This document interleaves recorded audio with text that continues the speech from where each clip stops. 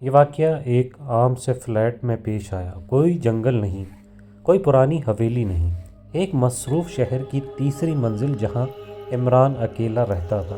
اسے بس ایک عادت تھی کہ سونے سے پہلے وہ دروازہ دوبارہ چیک کرتا تھا۔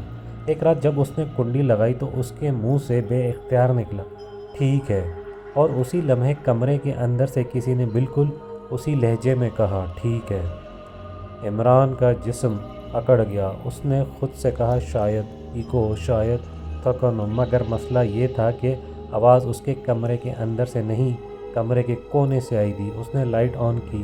کمرہ وہی تھا، مگر اب یقین سے کہہ سکتا تھا کہ وہ اکیلا نہیں ہے، کیونکہ خاموشی میں سانسوں کی تعداد 2 تھی۔ رات کے 2 بجے عمران نے محسوس کیا کہ کوئی اس کے بستر کے گرد گھوم رہا ہے۔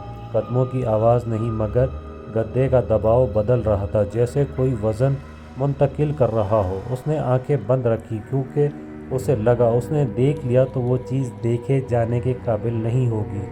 اچانک اس کے موبائل پر نوٹیفیکیشن آئی، اسکرین روشن ہوئی اور اس نے دیکھا کہ سامنے کیمرہ خود بخود آن ہے۔ اسکرین پر کیمرے کے منظر تھے، بستر، دیوار، دروازے اور بستر کے پاس ایک سایہ جو کیمرے میں نظر آ رہا تھا، مگر آنکھ سے نہیں۔ عمران نے کپکپاتے ہوئے سرگوشی میں کہا، "تم کیا چاہتے ہو؟"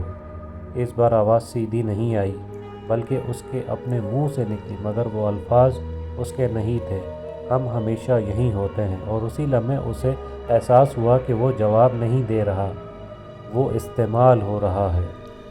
صبح جب دروازہ کھلا تو پڑوسیوں نے عمران کو زمین پر بیٹھا پایا۔ آنکھیں کھلی تھیں، مگر خالی۔ اس نے صرف ایک جملہ دہرایا، آہستہ آہستہ، جیسے کوئی اسے یاد کروا رہا ہو، "میں دیر سے آیا تھا"۔ کچھ چیزیں دروازہ نہیں توڑتی، وہ بس انتظار کرتی ہیں کہ تم اندر آؤ اور انہیں معلوم ہو جائے کہ کون سا جسم خالی ہے۔